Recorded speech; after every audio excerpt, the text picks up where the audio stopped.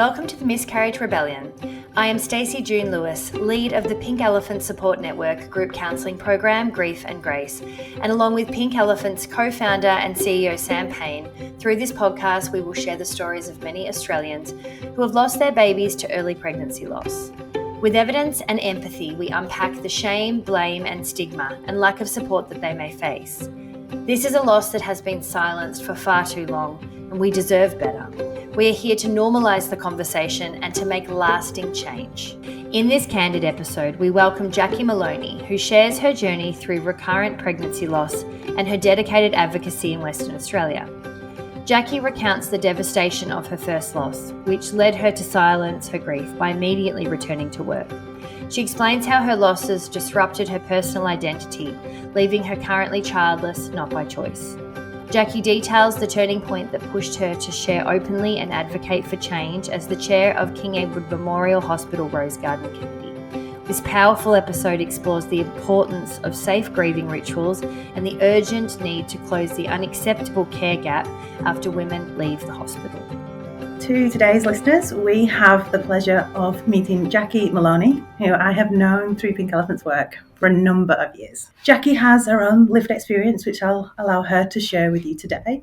But Jacqui has taken that experience and is also driving advocacy and support change, particularly within the WA community. And I'd love Jacqui to share more of that with us today. But without further ado, I'll bring Jacqui on. And Jacqui, if you could start by just introducing yourself to our listeners and perhaps telling them where you come to this experience of pregnancy loss from.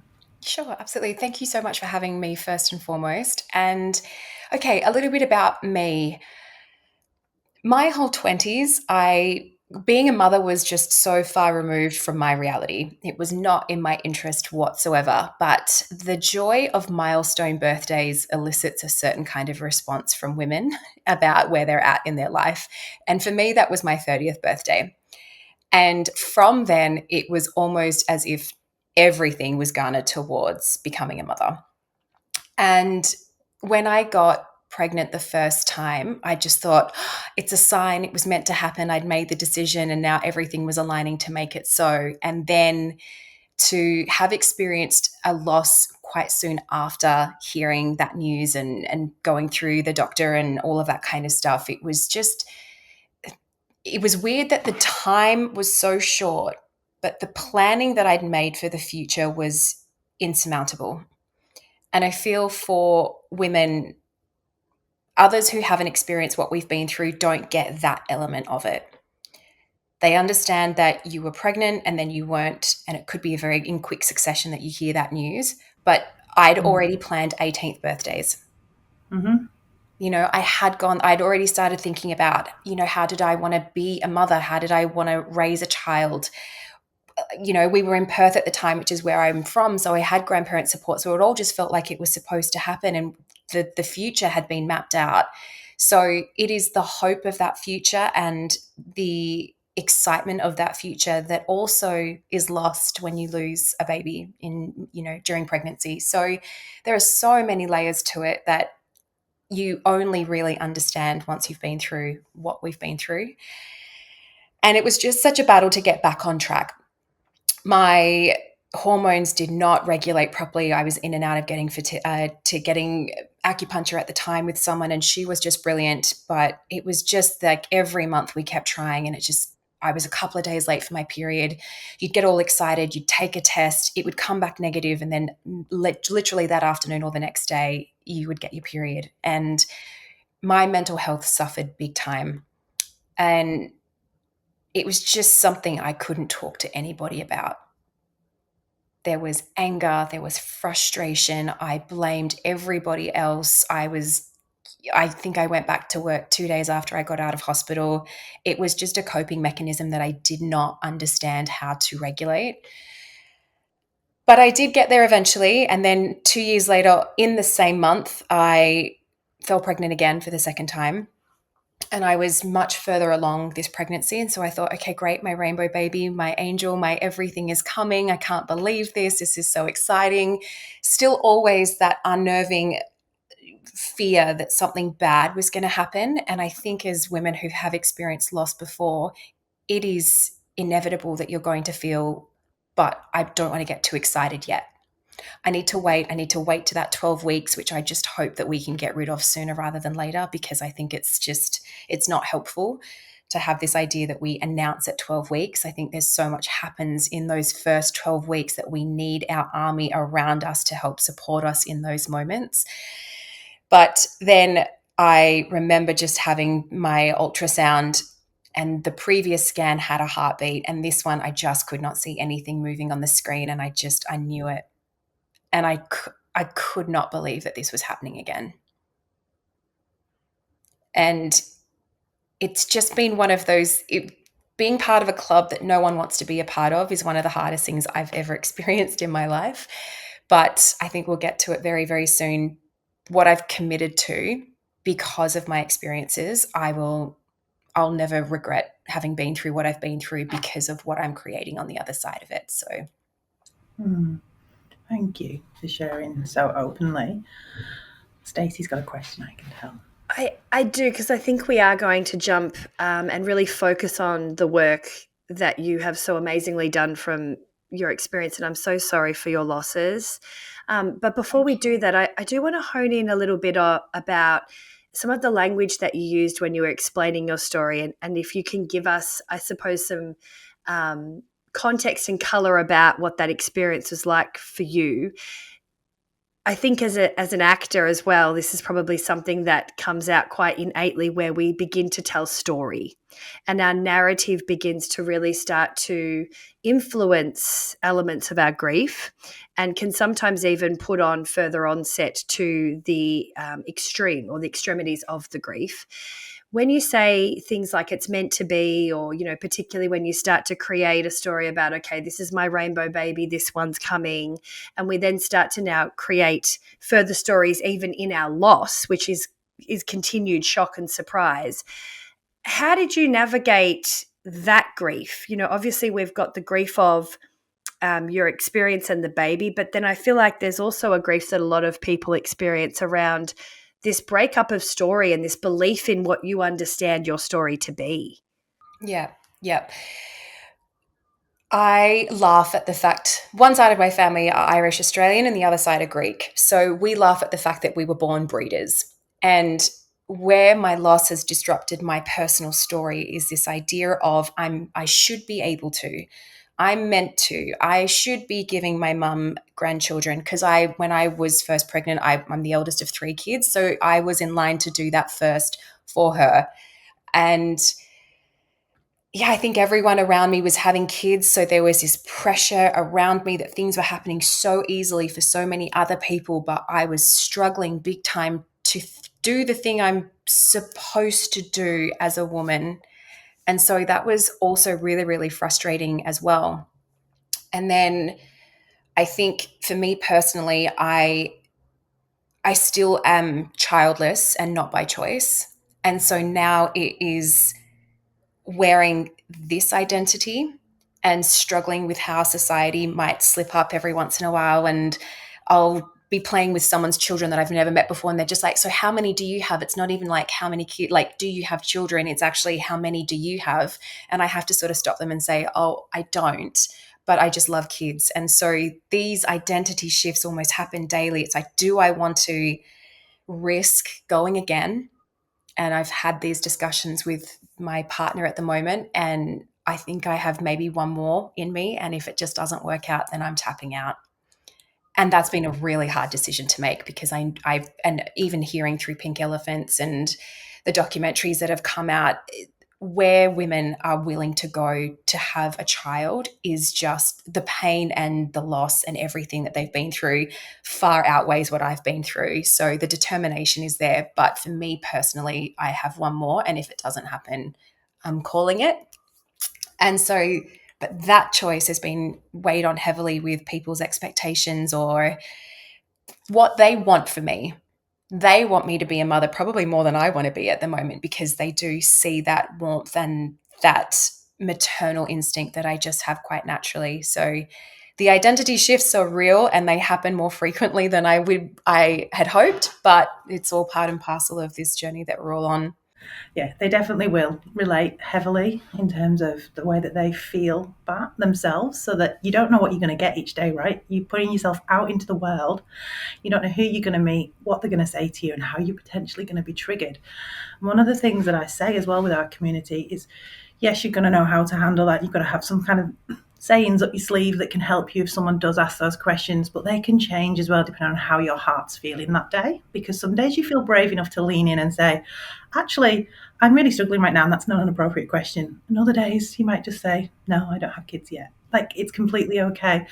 But you mentioned courage there, and you mentioned what women are willing to do. And again, that's something that I've noticed over the nearly decade of being in this space now. It's just how brave women and their partners are when they're willing to put their heart on the line, to roll that dice again, not knowing the outcome of whether they'll either fall pregnant, whether then they'll fall pregnant and be able to keep that baby, whether they'll meet that baby and hold that baby in their arms. And to live with that every day is incredibly difficult. I want to acknowledge that you kind of made a choice in where you're at, and I think it's beautiful that you can acknowledge and say that. But for everyone, that might change. They might not know where they're at yet, but you're definitely putting words around something that is an experience that many will relate to. I want to shift a little bit now from your own experience, and I want to look at what you're doing in this space. I want to kind of, if you can move over to talking to us what you're doing with the King Edward Memorial Hospital and the kind of memorial garden, and talk to that and bring some hope and some light, that would be lovely. Absolutely. I dealt with my losses very differently. Like I said, my first one, I was angry. I didn't talk to anybody. There was an email that I sent to the team at work just saying, letting you know that this is what's happened, and I would prefer if we don't speak about it, please. And what I did was actually create the most uncomfortable environment for everyone involved, because everyone was walking on eggshells around me at work. So it was worse than if I had just spoken about it or acknowledged what had happened and was willing to have conversations if they came up. But it also prevented anyone from coming to me just going, are you okay? Like, how can we be supporting you through this? And so I just did it in all the wrong ways. So when I was going through my second and thinking to myself, I can't believe that this is happening again, it was an opportunity for me to do things differently. And I have just shared a podcast actually recently when I sat down with someone, and this whole idea of asking for help. I think as women in general, we don't do it well. And I think as women who have been through loss, we really don't do it well. And I committed to doing things differently for my second one. And so I told everybody. I started sharing things on social media, not crazy amounts, just enough. And to hear from other women saying to me, oh, I've been through that as well. Thank you for being so brave and sharing. I can't do what you do, or I don't have the words yet to share what it is that I've been going through. And then you sort of start to feel, oh my goodness, I can't believe how many people in my world have been through this experience, and I have no idea. So I haven't been able to show up and help them either. And this is what happens when we do not talk about what we're going through. And we also can't find the words to articulate our needs. So now, in terms of dialogue, my friends don't ask, how are you? They say, what can I do? So how are you forces me to go, I'm feeling like this, or I'm crying, or I'm doing this, or whatever. If they ask, what can I do? Or I'm just going to leave some food on the front doorstep for you. You don't have to answer it, but just know that it's there.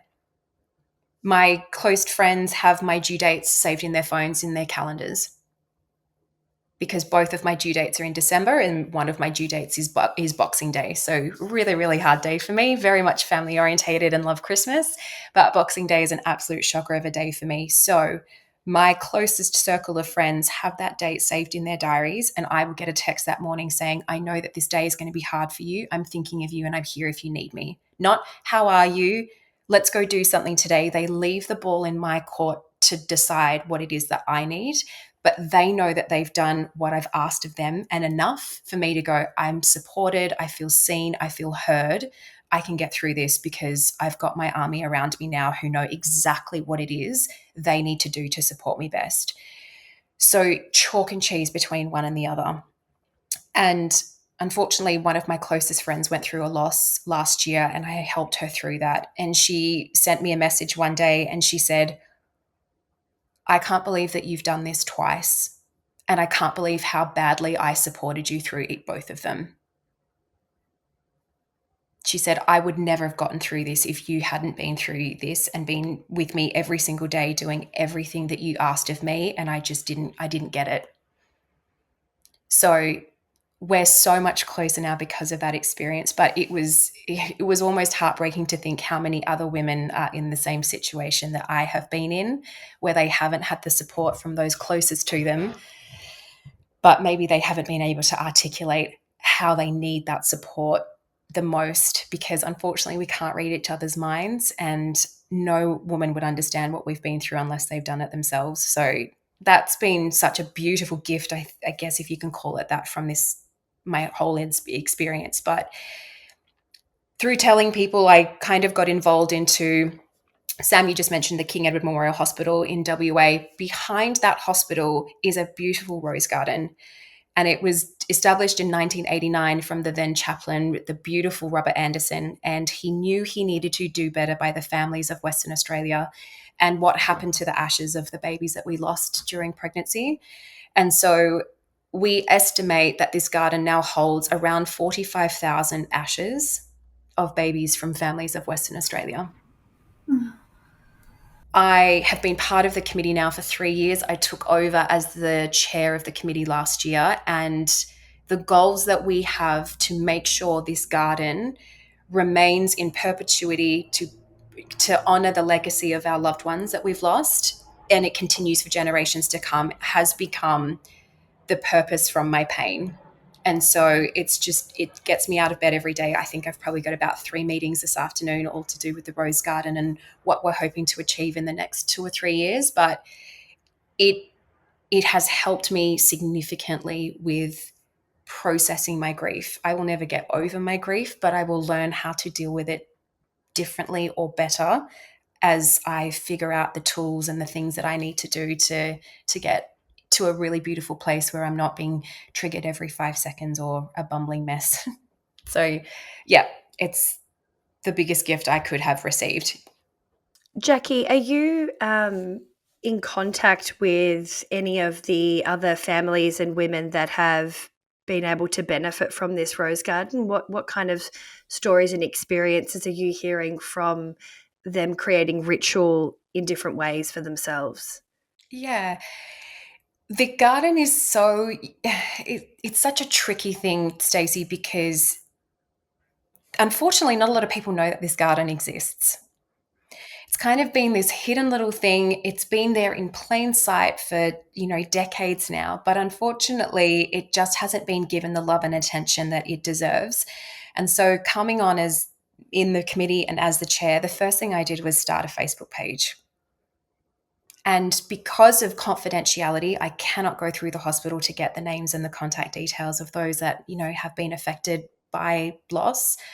But I thought, okay, great. If I can make something a public platform, hopefully they will find me. And that way I can communicate with them as best I can. So each year in the garden, we have at least one service for pregnancy and infant loss day in October 15th. And then the hospital will run a monthly service for those that have lost in the calendar month prior. But my goal is to have more events, more opportunities for families to get together. I think one of the most beautiful stories is we did something for Bereaved Mother's Day in May of this year, and watching 2 women come together who have never met each other but are now linked to each other for life from different experiences, sit in the garden and talk to each other about their lived experience.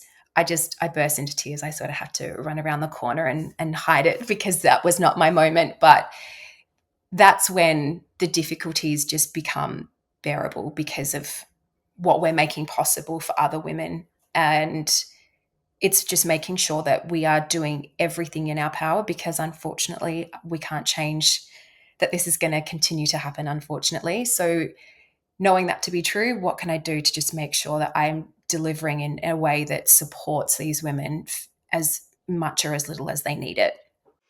It's such a gift. Thank you. Yeah, it is an incredible, incredible gift. And yeah, I see this a lot. There are a lot of gardens across Australia that have a similar purpose. So I've got one local to me in eastern suburbs of Sydney. I know there's another one in Melbourne that Melissa King from Miss does a lot of work around. And there's a bit of an issue because, like you said, people don't know they exist. So I know that with my first loss, my local hospital did not tell me that the remains of my baby would be cremated and put in this garden. It was my second loss. I was doing the start of the work of Pink Elephants and I found out. And it made a difference because it's almost like I know where my baby is, right? And it's somewhere.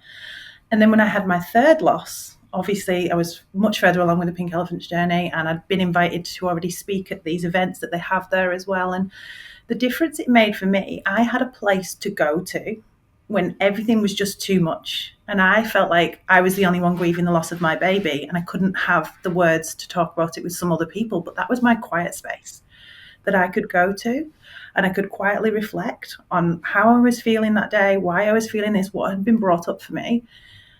And it felt right because I felt a strong connection to my baby that I'd lost, that I knew that she was there. So I guess if we kind of take that theme a little bit more, like and the whole marking a loss, it's been shrouded in silence with early pregnancy loss for far too long. We see that with those that have later term losses, stillbirths, they're given the option of burials and services. For our community, you're not even told what they do with the remains of your baby so many times. What do you think marking a loss does for our community? I think you've sort of hit the nail on the head. That space is the greatest gift that any mother could be given because we have a beautiful family. They had their loss in Perth, but they now live in Karratha. Every time they come down to Perth, the garden is one of the first stops that they come in at. Her mum will come and visit the garden and drop off things at the hospital because she makes these beautiful little beaded angels and she gives them out. She's working with Red Nose as well, but she makes these beaded angels and we hand them out at Pregnancy and Lost Day as just little gifts to families and whoever who wants to take one and just have that semblance of something that has come from the hands of another mother, and she just donates all of them. And it's just beautiful. But she doesn't have space or place where she's at, where she lives now. Like I live in I live on the Sunshine Coast now, and every time I go to Perth, the garden is almost the first stop for me. And so it is so important to have that, because when everything else feels like it's just chaos and you don't have, you can't make sense of anything, to go and sit in a garden and it be taken care of and just have that beautiful sense of recognition. I think that's what we're all searching for sometimes. And when we don't have that, a garden that has been created specifically for us just makes me go, they're here, they're safe. And I know I can always come here and talk to them and spend time, and I can cry, and that'd be safe for me to do as well. So it becomes this little cocoon where we get to grieve and be. And then it's almost just like that little oomph that we need, and we can manage the rest of our day-to-day thereafter. It's important to add as well, it's so powerful what you're doing. And I think on top of what you're saying as well, therapeutically, we know ritual is created to establish healing, right? That's proven. But what happens that I've found anecdotally in our support groups and our bereavement support groups and in my private practice is that at the time, even if you are a ritualistic person, you're a person that understands ceremony, or you're a person that really doesn't associate with that type of experience or event, you either have absolutely no energy to really focus on creating something for yourself because you are in the depths of your grief, or you have really never touched on any form of ritualistic type of experience before. So I think it is so underestimated, the power of someone creating that space for the woman and her family going through this, because when I say it's a gift, it literally is something that can be given, because there's so much that you're kind of self-regulating and trying to overcome internally on your own. Not only does it take you to a physical place, but it also allows something to be given to you when you've had something taken away. And so I think it's really important that if you are a person listening to this and you think about, well, I'm not sure what that person needs in my life, or I wouldn't know where to start. Just the sheer nature of having something that the woman doesn't actually have to create herself is just so powerful. It really, really, truly is. And it's such a lovely thing to hear that so many people have benefited from it. Yeah. The garden is something that it just creates a sense of calm. I can walk in off the street and it's in a beautiful area of Perth, don't get me wrong, but I walk in and there's just a sense of, Mum, everything's going to be okay. And I didn't place the ashes myself when I had the opportunity to do so after my second loss. My loss happened during COVID. I was sat in the hospital waiting for everything to happen, and pastoral care came up, and God bless him, I still know and see Tom quite a bit. But all information went in one ear and out the other. I was not ready to receive this. It was just such a heightened environment. My emotions were all over the place, and I didn't have my partner there with me because he just wasn't allowed to be in the hospital because of COVID restrictions. And then I just wasn't given the opportunity to be followed up by anyone in the hospital once I left either. And I think that's probably one of the biggest things, if I could go and take the garden and do more, is change the way things happen when the women leave the hospital. Mm-hmm. Because that gap is the worst place I've ever been in my entire life. Leaving the hospital and not knowing what to do next, and then sitting at my laptop in front of Google going, what the hell do I need to search for? Mm. And there is this moment, I didn't know the garden exists. I found it through the website and had to call somebody, and then I finally got down there, and it was a stinking hot day in Perth. And if anyone's been in Perth for summer, you'll know what I'm talking about. But I just felt like the garden needed some extra love. So I was like, how can I give you some money? That's what I can do. And that's kind of how I found my way. But there's just so much more that needs to be done. Like, this garden is just such a small piece of what I'm hoping to create and build on in WA especially. No, I absolutely acknowledge all the work that's going into this, but I agree so much with what you're saying there, that we often hear that when you leave hospital with a baby in your arms, you are given access to a mother's group. You have a maternal health care nurse checking on you. You have a 6-week postpartum checkup with your GP that is about you, your hormones, and how you're feeling as a new mother. Yet our community, we leave the very same doors triggered by all the women walking in with their bumps and their babies, and we've talked about this on the podcast before, but we leave with no one to check in on us, no one to tell us where to turn to for support, no 6-week checkup with a GP to see how we're going. And to your point, we are left in complete isolation, darkness. And we actually had some recent data come through to Pink Elephants, and I can't talk to the specifics of it yet, but we found that miscarriage is actually something that people are searching far more online for and on social media than any other women's health issue. And I think that starts with this, right? It starts because we're leaving hospital and no one's telling us where to turn to for help. And they might give us some medical management in that instance, but there is nowhere to turn to for emotional support, validation of the grief that you may feel, of the loss, the magnitude, the trauma, all of those things. There's just deafening silence until you come across a group like Pink Elephants and you find your connection in. But you shouldn't have to find that yourself. No. And I think there's also the discrepancy of the care that's given in certain hospitals depending on the facilities that they have available to them. I mean, I've walked away from both of my losses and I've got given like a little plush toy or a little hand-knitted butterfly, which was beautiful. But then I hear of other women going home with a full-on memory box that's being given to them by the hospital. So the discrepancy there of the support or the acknowledgement of that loss is alarmingly different. So I feel like that also needs to have, we need to be doing better with that with women as well. It's just like, cool, sure. I mean, I've moved all around Australia since my losses, and those plush toys have come with me everywhere. I will not let them go. But I'm also very much, when we were talking about rituals and bits and pieces before, Stacey, because I'm moving so much, I mean, I've just had them inked on me so that I can never lose them and they can never go anywhere. But that is my symbolism. And it's like anytime someone sees that, they ask, oh, that's so beautiful. And it's just this beautiful way to open up the conversation to say, oh, these are my girls. And I mean, I never knew that they were girls, but I knew that they were girls. And we can have a conversation about that that's really heartwarming, rather than, oh, that's a cool tat. It's actually not. I mean, it is, but not cool in the sense. So we all have our different ways of doing things, but I just think that across the board, the way that we support women when they go home from hospital needs to be changed completely, because it's not fair that one woman gets everything and then another woman gets whatever is left in the office that happens to be available because supplies are not there or they haven't had the delivery yet. It's just not good enough. And I think we speak a lot about disenfranchised grief, the term coined where it's not specifically, loss is not specifically acknowledged publicly or otherwise. But even just, you sharing that discrepancy around your care with both of your losses.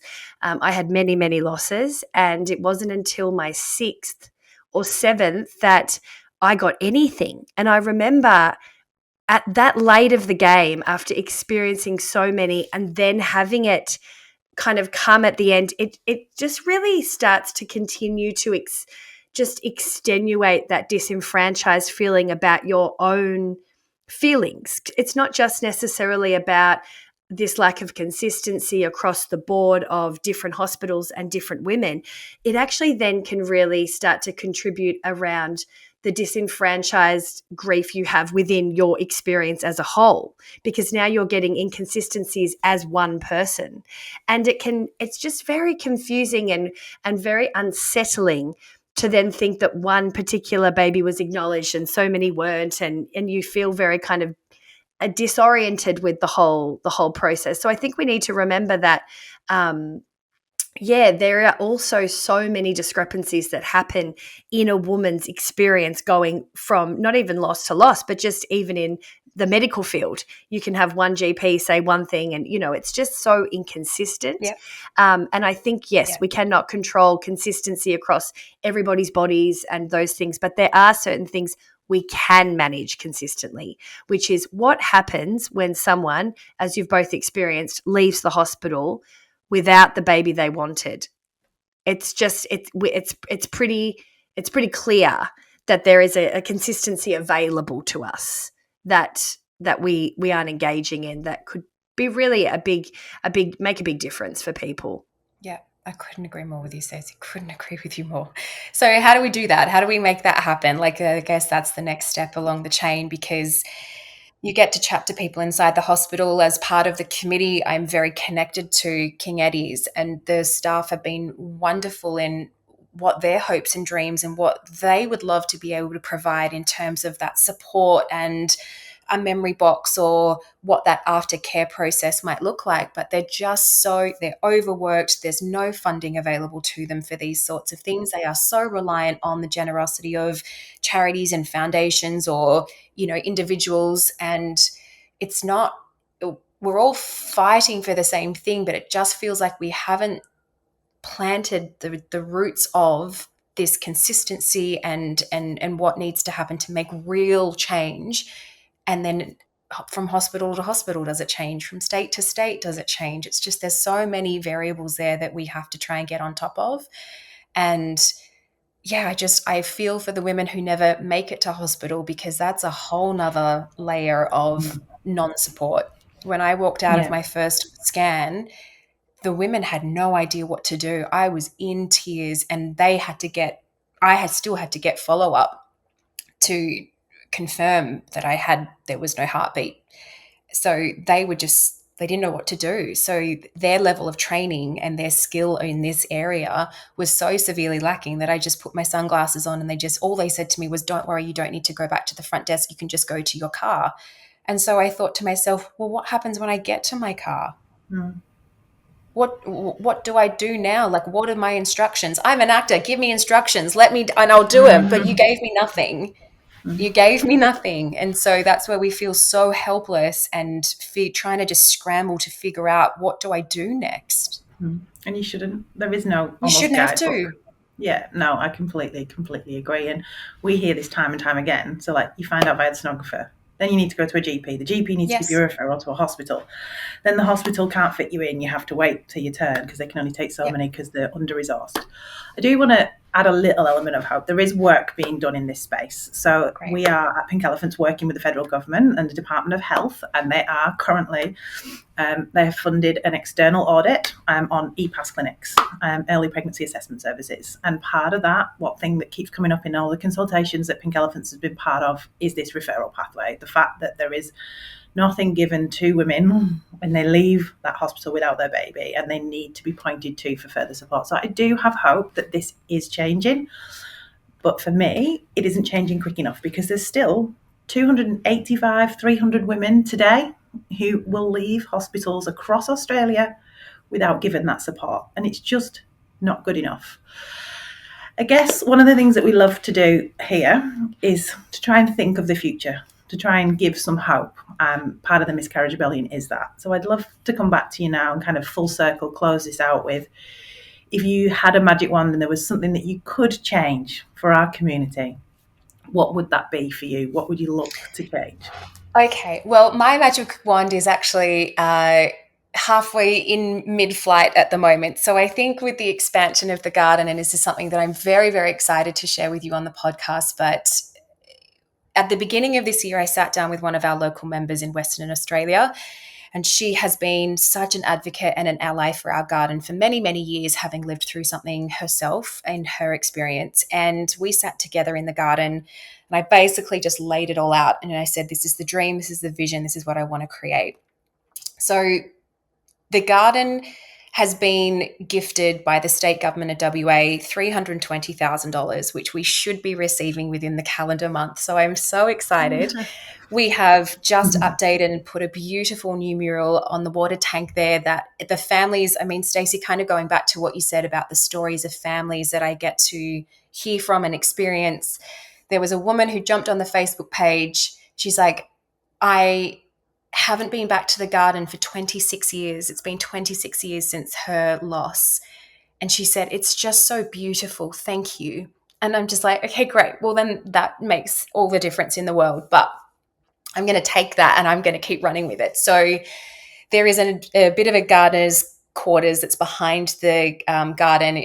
They're pretty run down, but I have been speaking to the health minister's office. I've been speaking to the public servants inside the hospital.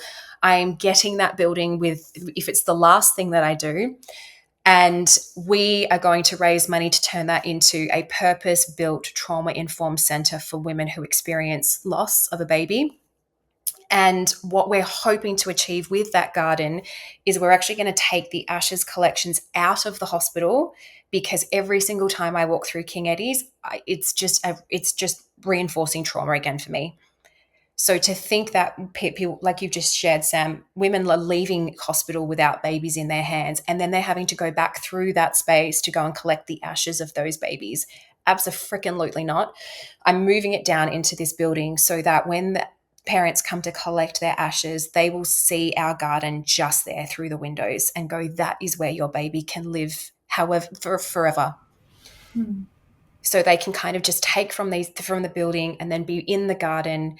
We're putting more shade in there. I'm going to have, days that people can come together. We're going to have morning teas in this facility, and it is about taking the space that we have and expanding it for more opportunities for families and women to come together to actually talk about lived experience with people who get their lived experience. Because God bless our friends and family, but if they've never experienced, they've got no idea. And so it really is us talking today. It's what you guys are doing with Pink Elephants and the advocacy work and the podcasts and the events. We just need more of that.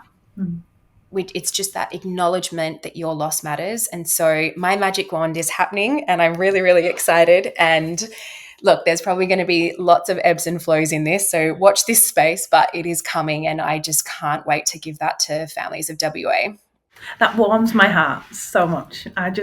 I'm so excited about the future of this space. And what I'd love to see from the Pink Elephant side of things is this replicated across Australia, so that every woman has somewhere that she can go to physically if she needs to, somewhere where she can access that space. And that's not something that Pink Elephants will deliver. But I love the fact that one of the things that's happened through my time at Pink Elephants is connections with other women like yourself and Stacey as well. For years we've talked about these different things that need to happen, and then to start to see them happening now, there is so much hope in this space. And if you're listening and today isn't the day for you, you've had an incredibly difficult day and your loss is really at the forefront of your mind, know that there's people out there that are fighting the fight for you. There's people out there that have walked this path, to Jacqui's point, who get this intrinsically because we've lived it and walked our own journeys. And we're here trying to make a difference. And we do it because your baby matters, your loss matters, and you deserve so, so much more. I can't thank you enough, Jacqui, for the generosity of your work and for others. What you're doing to make a difference on their journeys is profound. Thank you. And likewise, ladies, I feel like I'm doing an absolute pinch compared to what the both of you are doing. But look, we've got to do it in our own little ways. And if my little way is the garden and the building and how we can get into the hospital and help there, then great, that's going to be my little way and I can commit to that. So it's together, right? The more of Absolutely. us that do different parts of this, not one person, not one organisation can fix this. No. So many people need to come together to make different parts of the journey better for people who go through this. And that's what I love, the fact that we get to spotlight this on the podcast as well. Awesome. Yeah. Today's episode may have brought up some feelings that you need some extra support around, and that's totally okay. Head to pinkelephants.org.au to access our circle of support, your space where you can be met with empathy and support through all of your experiences of early pregnancy loss. We're here for you. You're not alone.